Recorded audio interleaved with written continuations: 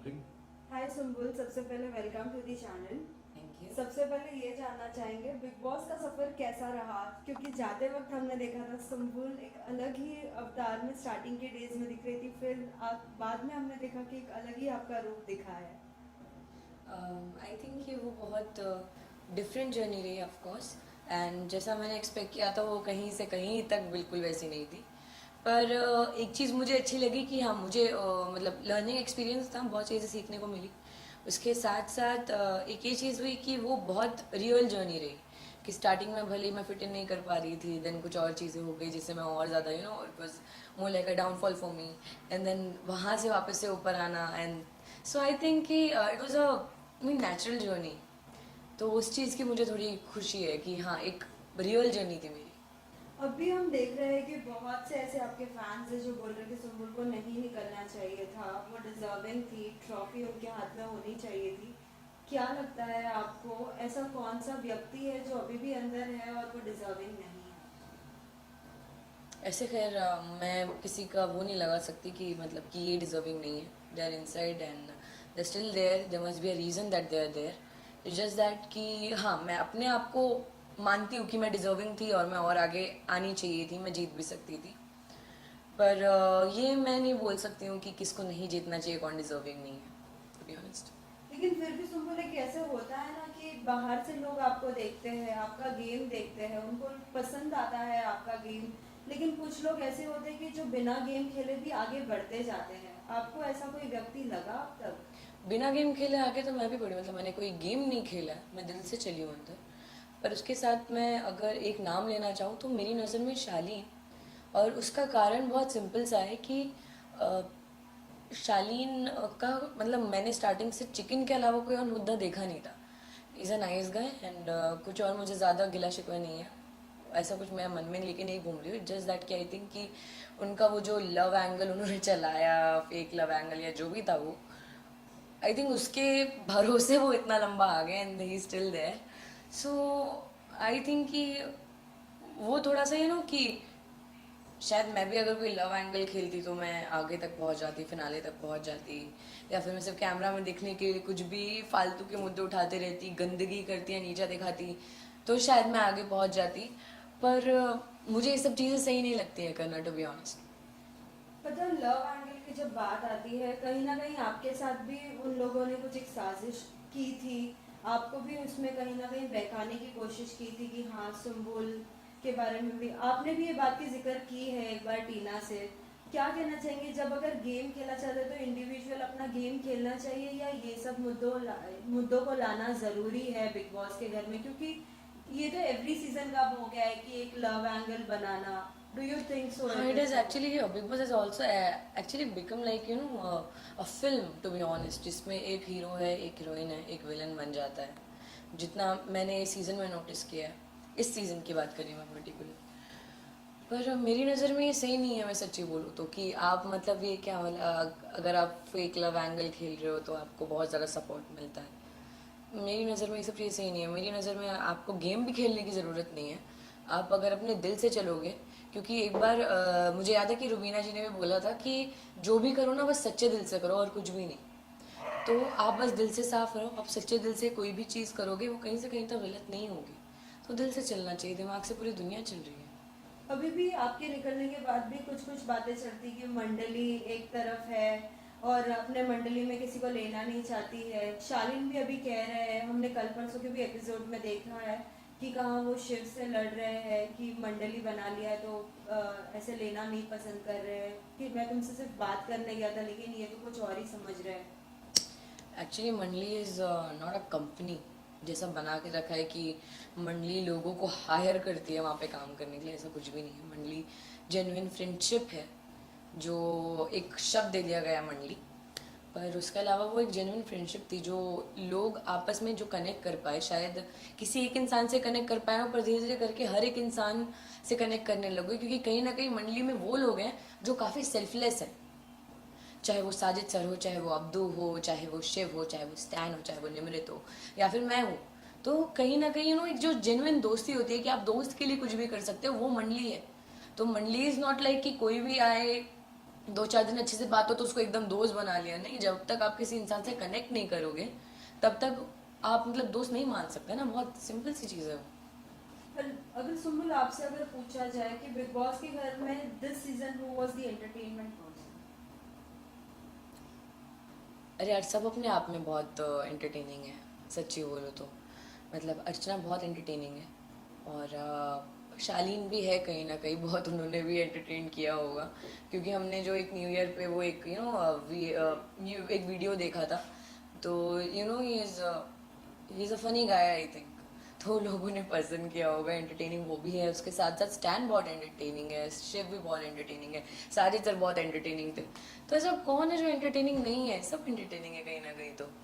Who was the like just we say जोड़ी बोलते हैं ना, जोड़ी बनती है हर बार बिग बॉस के घर में, हम देखते हैं किसी ना किसी की जोड़ी बनती है। जैसे हमने पहले देखा था सिडनाज, जो बहुत ट्रेंड कर गए थे।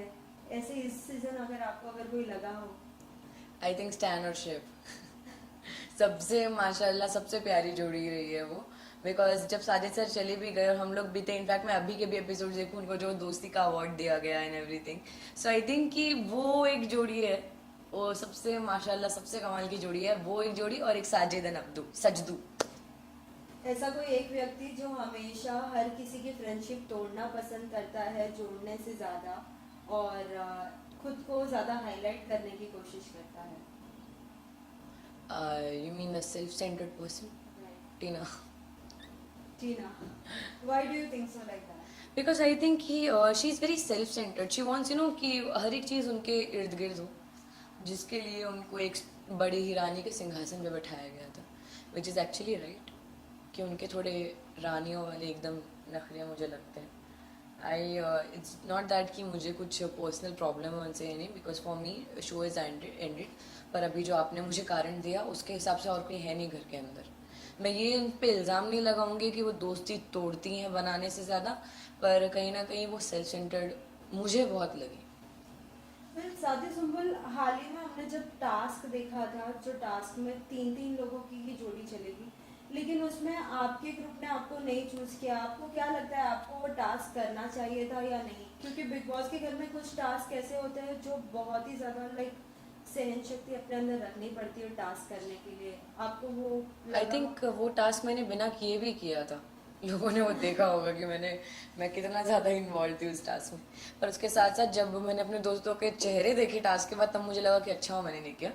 पर ये है कि हाँ, मैं ऑफकोर्स करना चाहती थी। पर उसके एक दिन पहले जो नॉमिनेशंस हुए थे, तो कहीं ना कहीं मुझे ये लग रहा था कि मेरे कारण ये चीज़ हुई है। तो नेक्स्ट डे उस टास्क में मैंने भी ज़्यादा फोर्स नहीं किया, या मैंने ज़्यादा फाइट बैक नहीं किया कि नहीं मुझे जाना है। बिकॉज अगर कहीं ना कहीं मेरे कारण कुछ और गलती होती, कुछ भी होती, मुझे इतना विश्वास था कि नहीं छूटेगा। विश्वास मुझे लेकिन 9 मिनट वाले में भी था। सो यू नेवर नो कि क्या हो जाए। तो वो चीज़ मुझे थोड़ा डर लग रहा था कि नहीं यार, एक चीज़ मैं ऑलरेडी कर चुकी हूँ, तो यहाँ पे मैं रिस्क नहीं लेती। तो मैं खुद अपनी मर्जी से ही नहीं गई थी।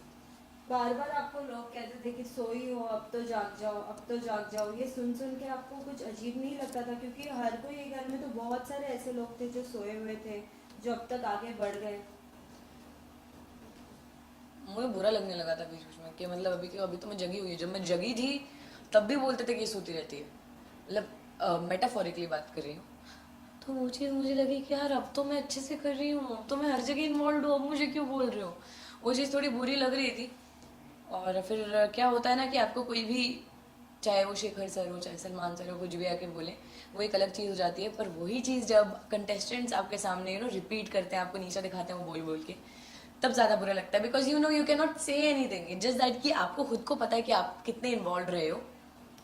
तो बुरा बुरा लगता था। But after a point I just एक हो गया था कि अभी छोड़ो, मेरे को अभी इतना कर लिया फिर भी कुछ नहीं हो रहा है, तो मेरे को इन्वॉल्वमेंट चाहिए ही नहीं, मेरे को होना ही नहीं है। पर फिर आया टॉर्चर टास्क, जिसमें मैं कुछ भी मतलब I couldn't control my self, because वो लोग बहुत गलत कर रहे थे। एक कोई एक ऐसा व्यक्ति जिसके साथ आपकी जर्नी बहुत ही अच्छी रही, अगर किसी एक को अगर चूज करना रहा तो? साजिद सर। क्यों, रीजन?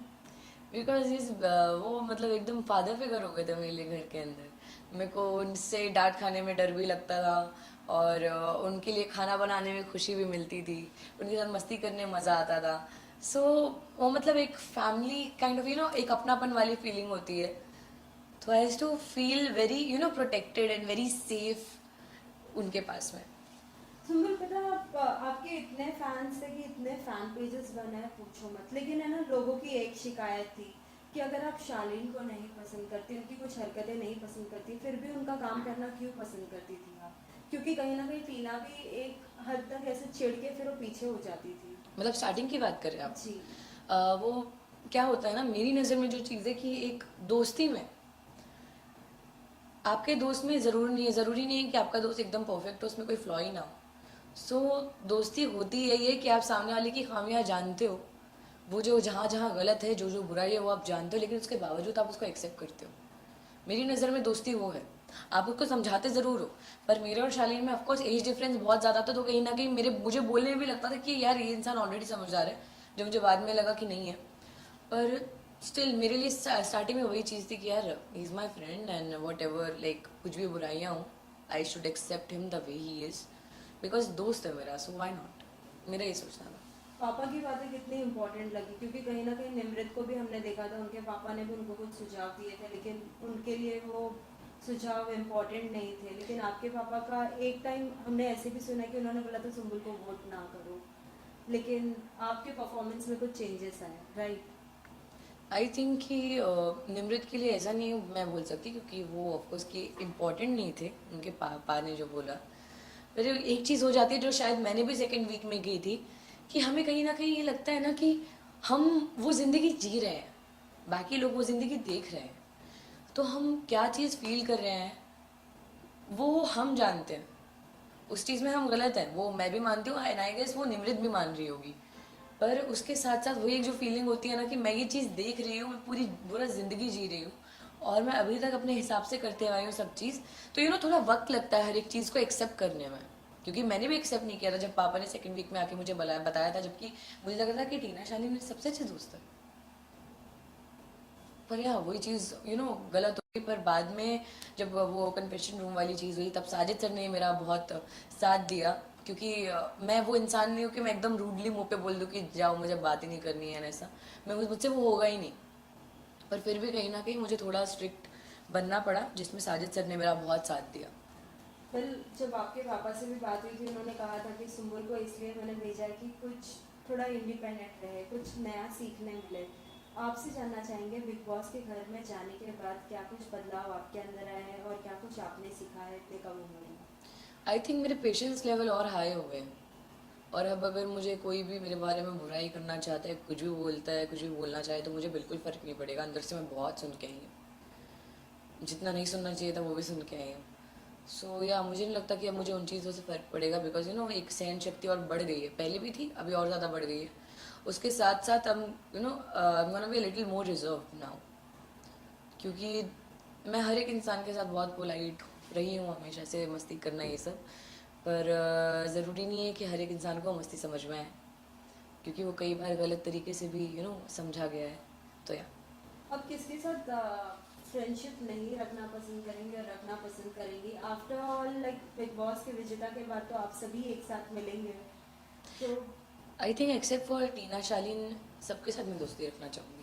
अगर वो सामने से दोस्ती का हाथ बढ़ाते हैं तो आप पसंद करेंगे? नहीं, मुझे नहीं लगता वो लोग बढ़ाएंगे, पर अगर बढ़ाए तो भी नहीं, सॉरी. वेल सुम्बुल, एक और चीज़ जानना चाहेंगे, क्या लगता है बिग बॉस की ट्रॉफी किसे जीतना चाहिए? कौन डिजर्विंग है जो स्टार्टिंग टू लास्ट तक जिसकी मेहनत पूरी तरीके से रही है?